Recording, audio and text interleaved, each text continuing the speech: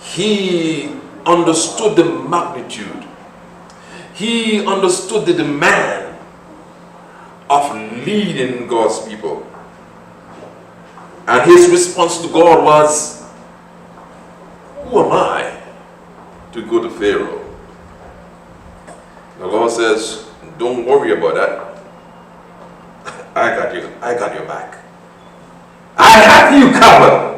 And so Moses, though reluctantly, he took the opportunity to lead God's people to the promised land. He did not make it all the way, but he led them most of the way. Now, in this passage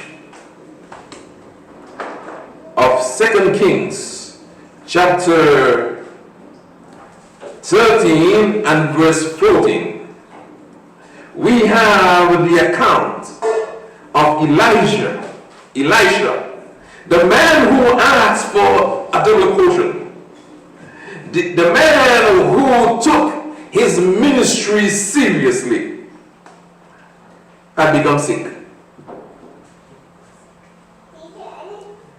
He had become sick.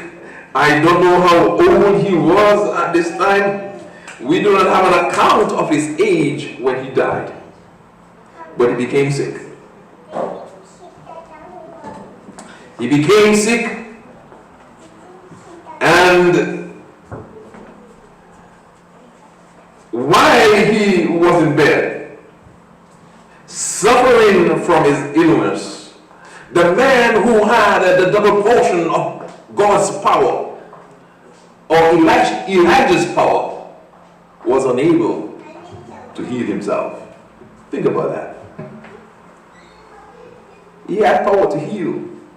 He brought back people, 2 young boys from death. He did many miracles, double that of Elijah. But yet, he could not have healed himself. You see, the power that he had within him was not for personal use. It is to minister unto others. It was to bless others. It was to heal others. It was to elevate others, not himself. And so the Bible tells us that Elisha became sick with an illness of which he would die. Then Joash, the king of Israel, came down to him and wept over him, wept over his face and said, "Oh, my father, the chariot of Israel and their horsemen." Elisha was very influential, just as Elijah was. The people looked to him for guidance. The people looked to him for spiritual strength. And now he was ill, and the king is seeing that there would be a void when Elisha passes. And he went to him for one last piece of instruction. I was looking at a video the other day, just yesterday, with the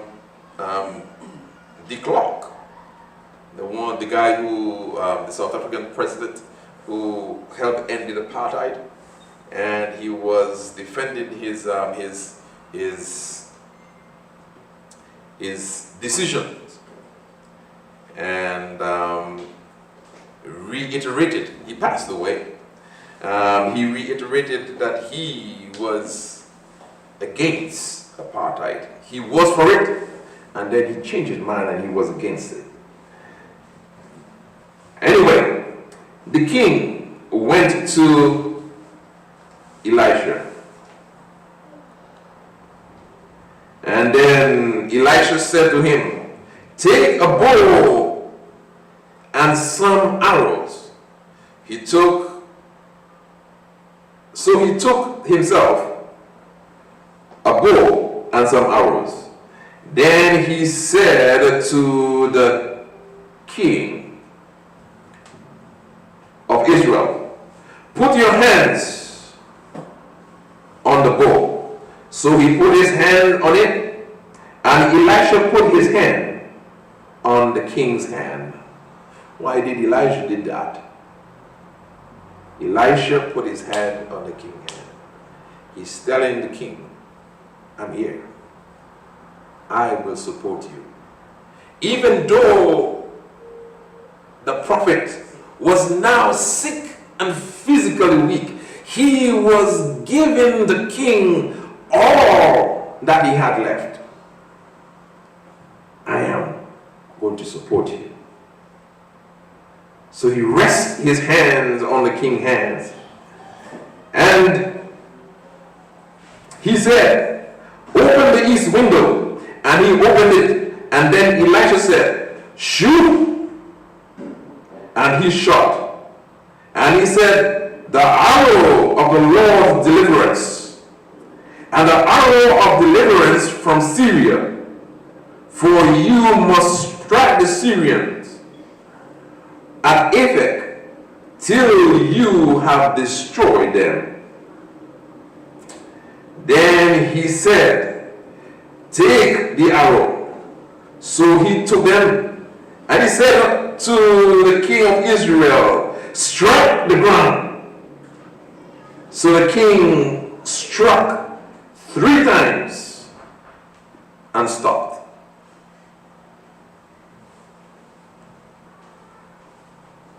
And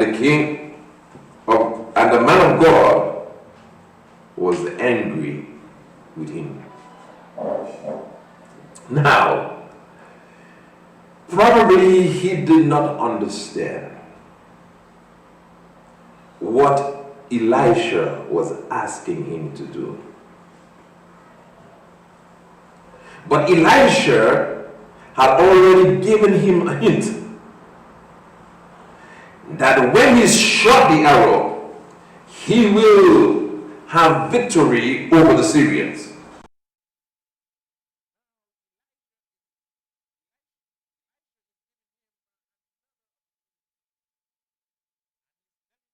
Take this arrow and strike the ground. And he just struck the arrow 3 times, and Elijah got upset.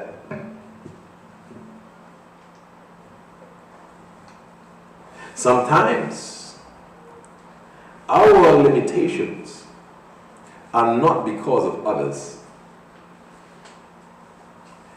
Our limitation sometimes is because of ourselves. We limit ourselves. We limit our abilities.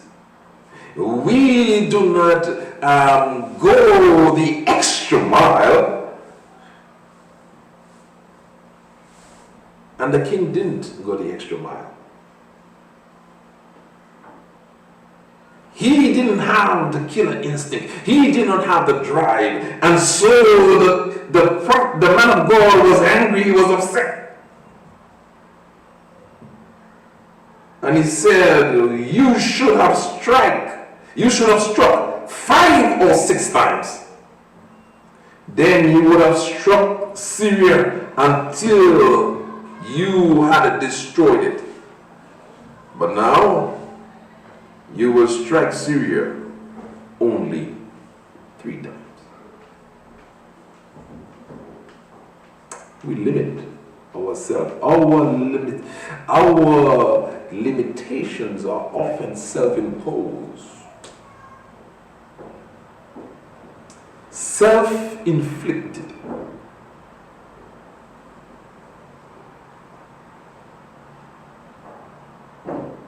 We can do more if we choose to.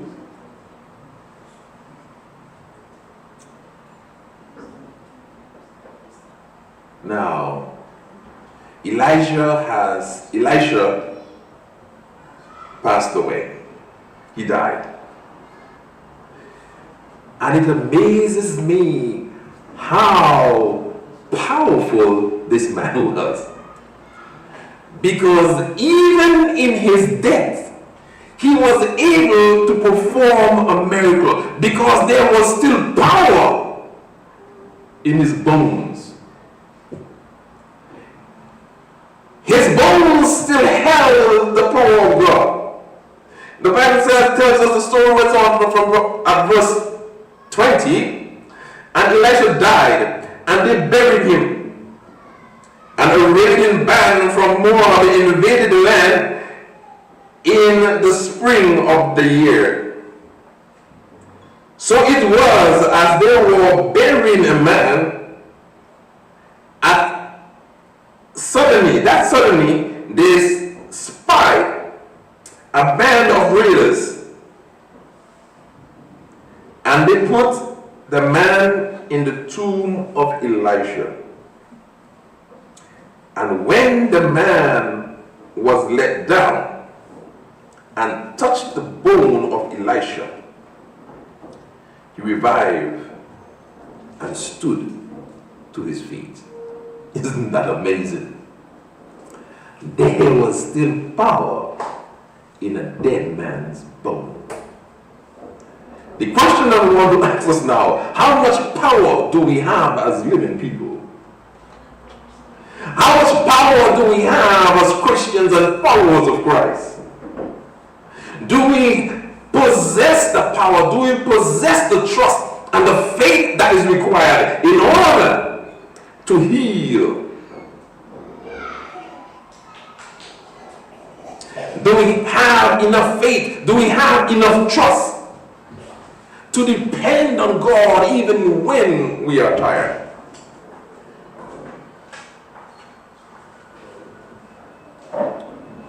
Sometimes we are asked to do something and we say yes and then we don't. Jesus tells a story or a parable in Matthew 21 and verse 28 and 30.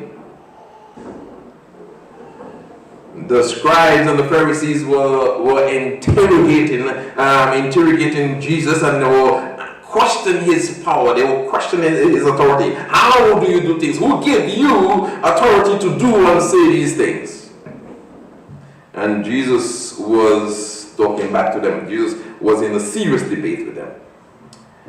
And then Jesus spoke a parable. And it went like this. A certain man had 2 sons. And he came to one and said, "Son, go, work in my vineyard." And he said, "I will not." But afterwards he repented and went. He came to the second and said likewise. And he answered and said, "I go, sir." And he did not go. The first said, "I will not," and he went. The second said, "I will," and he did not. Jesus asked the question, which of these 2 were obedient? Well, they answered correctly. They said first. Which of these categories do you belong?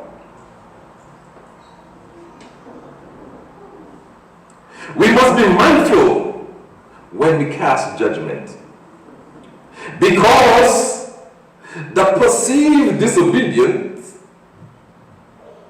might actually be obedient,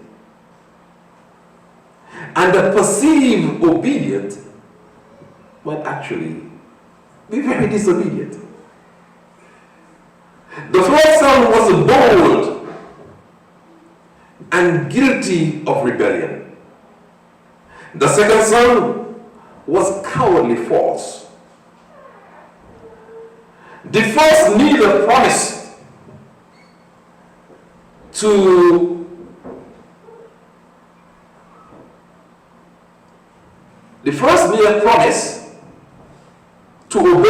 to abide by